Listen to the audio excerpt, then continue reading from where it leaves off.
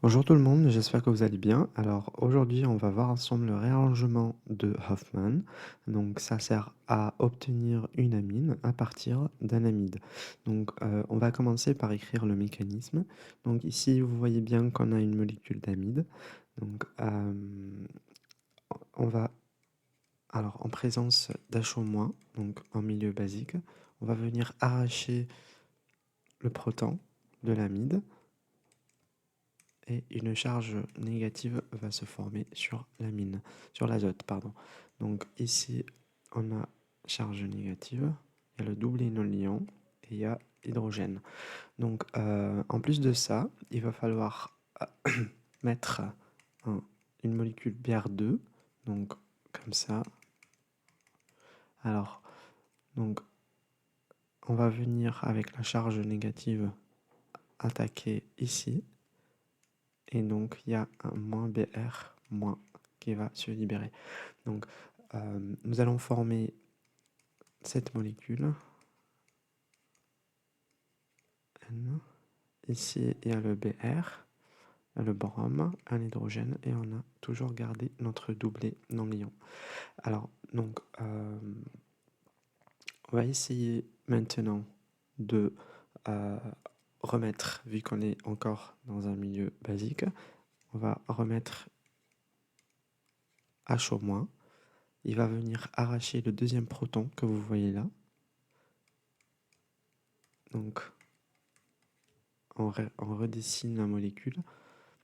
La partie commençant toujours par la partie qui n'a pas été modifiée, et, qui est restée inchangée. Et donc, on va avoir une charge négative sur l'azote, encore une fois. Ça, c'est le doublé non liant. Et là, on a le Br. Donc, là, vous voyez bien qu'on a une possibilité de faire une résonance. Donc, voilà. Qu'est-ce qu'on va faire? On va dessiner la deuxième forme de mésomérie. Donc c'est CO, charge négative, donc on a formé un alcoolate, R. Il faut faire attention parce que c'est bien ici la partie dans laquelle on va vraiment observer le réarrangement. Donc ici on avait dit ça, un doublé, et là on a BR. Exactement comme ça, neutre. Donc qu'est-ce qu'on va faire?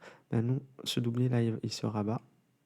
Et puis, il y aura un réarrangement alkyle. Donc on va venir directement attaquer l'azote. Et puis, on arrive à loss of leaving group. Donc le groupe partant, BR, c'est un bon groupe partant, donc il va partir. Ok. Donc on va continuer ensemble. On dessine qu'est-ce qu'on voit là. Je commence par ce carbone là que vous voyez là. Donc j'ai le carbone ici. Ici j'ai un doublé CO. Donc une double liaison CO. Voilà. Et ensuite il me faut dessiner ça. Ça n'a pas été changé. Donc N. En plus de l'azote, on a ça. Donc il est maintenant attaché à l'azote. Donc ici j'ai R. Et puis le BR, il n'y est plus, c'est bon. Donc il va juste manquer le doublé non liant. Voilà. Ça, c'est ce qu'on appelle... alors, il faut mieux le dessiner comme ça. Ça, c'est exactement ce qu'on appelle isocyanate.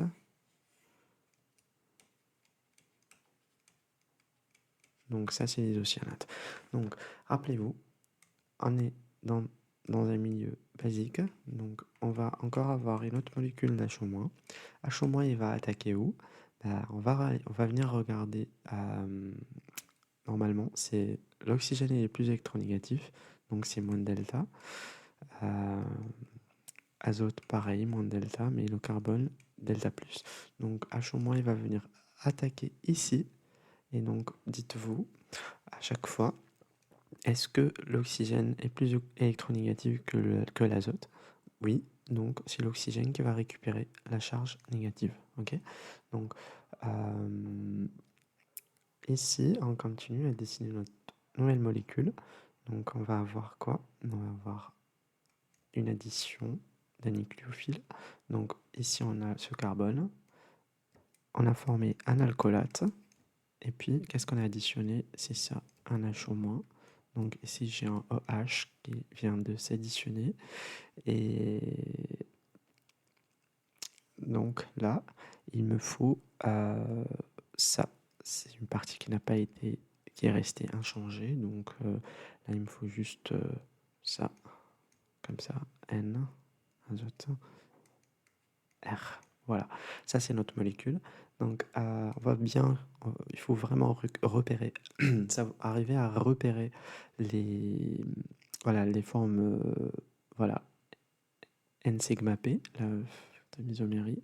Donc en fait, c'est soit on fait comme ça, donc on aura une charge positive. Alors cette façon-là, de ce côté-là, c'est impossible parce que H au moins au milieu, bah, bon, c'est vrai qu'on est au milieu basique, ça peut être un bon groupe partant, mais on va revenir en arrière si on fait comme ça.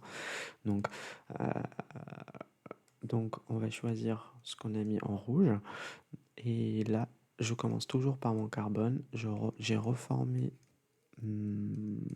ma C double O. J'ai toujours ma molécule OH. Et puis là, il me faut tout ça. Donc tout ça, comment je vais le dessiner? J'ai plus la double liaison, c'est N. J'ai qu'une simple liaison, c'est N. Et puis, j'ai gardé le double non-lion et R ici. Donc, par contre, on a formé une charge négative. Parce que là, vous voyez 1, 2, 3, 4, 5. Et si cet électron-là, de ce côté, vient sur l'azote, donc on aura 6 sur l'azote, ce qui dépasse en fait le nombre d'électrons de valence. Donc une charge négative sur l'azote. Alors, on continue. Donc, alors, en présence de, comment dire, d'H2O, parce que dans le milieu, on peut avoir H2O et H au moins. Alors, donc, en présence d'H2O, vous voyez bien que là, on a une charge négative. Et ça, cette molécule, c'est une base. Ça joue le rôle d'une base. Donc, on fait une réaction acido-basique. On va venir arracher ce proton. Donc, H au moins va se former. Et puis, nous, qu'est-ce qu'on va... Oups, pardon. Qu'est-ce qu'on va former? Donc, c'est cette molécule, commençant par la partie inchangée.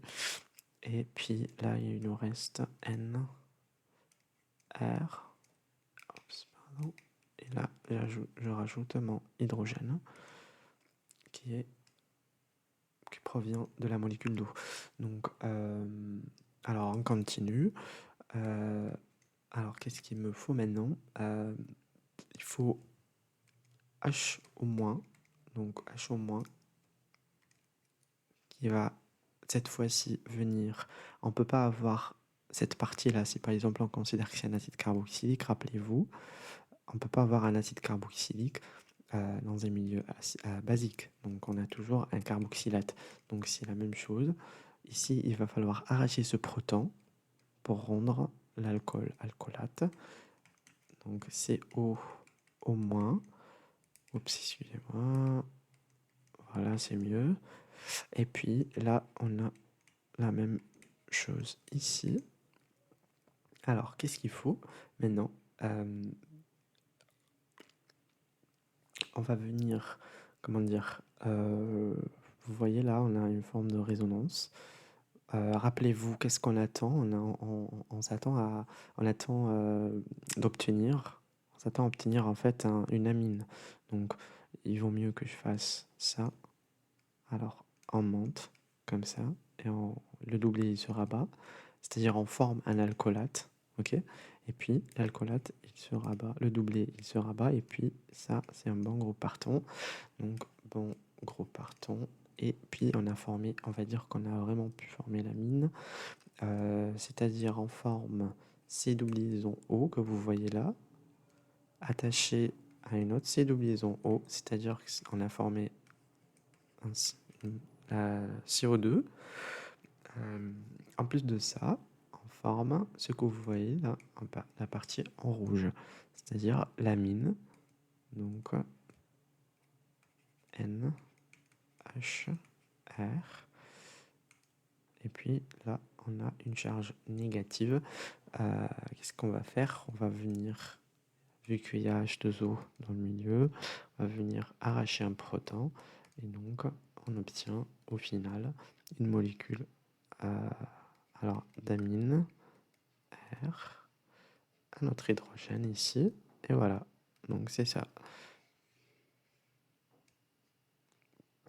Donc on peut mieux écrire RNH2. Voilà. Donc à partir d'une amide, on a formé l'amine. En général, rappelez-vous, commençons par l'amide. Toujours, il y a des HO-, donc on arrache les protons de l'amide, et puis on forme une charge négative sur l'azote qui va venir attaquer un Br2. Donc puis on attaque un Br2, on forme un Br-, et puis qu'est-ce qu'on fait? Directement, on va la molécule, il y aura l'addition de HO-. Pardon, HO-, il va venir arracher un deuxième proton, pardon, je voulais dire. Et puis, on aura loss of leaving group, donc qui va en fait mener à la formation de l'isocyanate. Et voilà. En plus, ce qu'on fait, HO-, pareil, H2O, et puis on arrive à former l'amine. Voilà.